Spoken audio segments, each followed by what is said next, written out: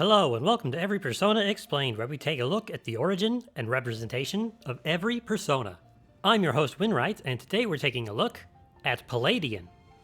If you watched the Pallas Athena video, then you already know that Palladion is inspired by the Palladion, also known as the Palladium, a wooden statue of the nymph Pallas, a friend of Athena who died during a tragic Zeus-related incident. After her death, Athena had the statue made in her honor, and it was housed in Troy until it was stolen by the Greeks during the Trojan War. And I thought that was the whole story. I was wrong. First, Palladion wasn't made and just stuck in Troy for the hell of it. After it was made, it was placed in Olympus, where it sat in honor among the gods. And then Zeus happened again. So one day Zeus, acquired a new side piece named Electra. No, not that one.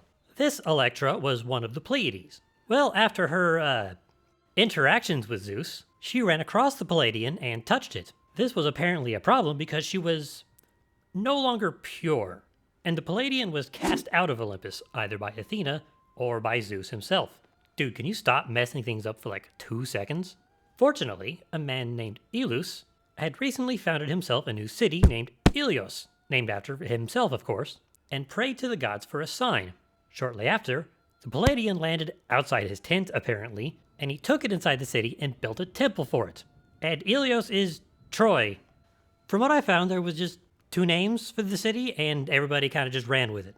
That's also why it's called the Illiad. So that's how it got to Troy. But we know it didn't stay there. So how did it get stolen in the middle of a siege?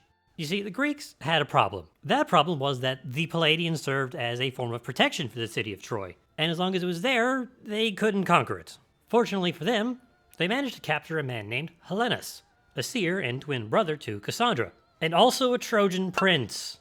Man, that's fortunate. After some convincing, Helenus revealed a secret way to sneak into the city. Learning this, the Greeks decided to send 2 men to sneak in and steal the Palladion. The 2 men selected were Odysseus, a clever man and protagonist of the Odyssey, and Diomedes, a great warrior that you probably haven't heard of, and not the one from the Labors of Heracles. These 2 successfully sneak in, steal the Palladion, and get it back to the Greek camp and send it off to mainland Greece, where it ended up somewhere. Many different cities claim to have the real Palladion, including Argos, Sparta, and, unsurprisingly, Athens. But joke's on all of them because apparently it was a fake.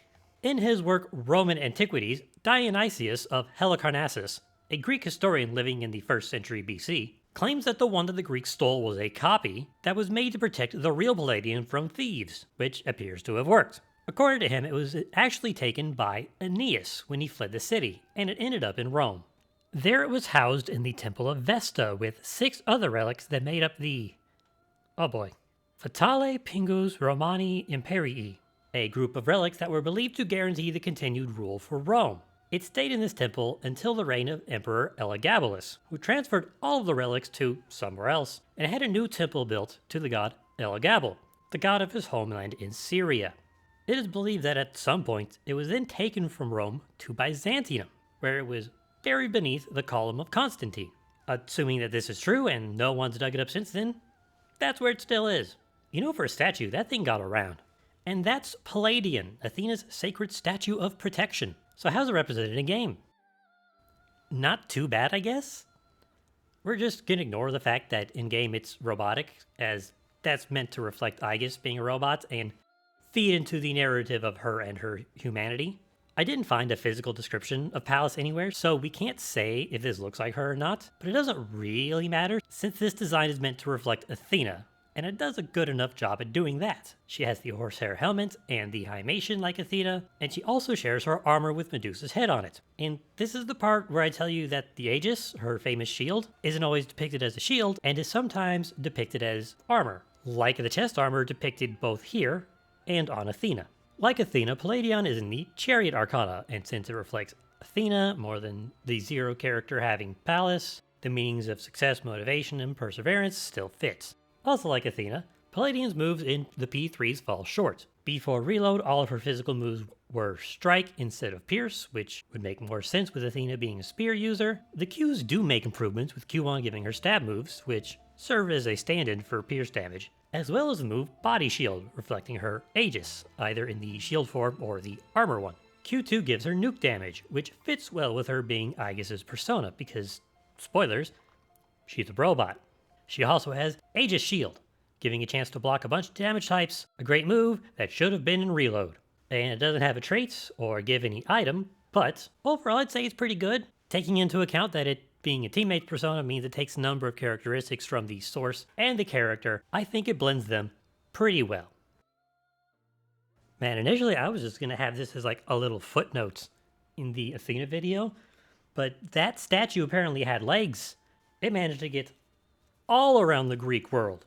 I am very curious, since we know that Troy was a real place, and there's a understanding that there was probably an actual war that inspired the Trojan War. I wonder, is this based on an actual event? Was there a sacred statue in Troy that got stolen by the Greeks? And if it did happen, what happened to it? Did it end up in Athens?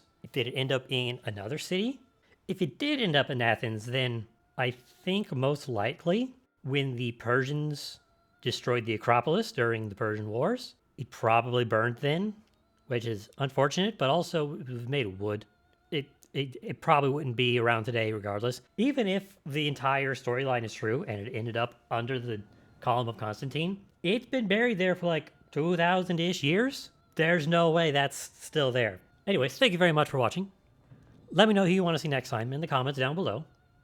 Don't forget to subscribe, and I'll see you next time on Every Persona Explained.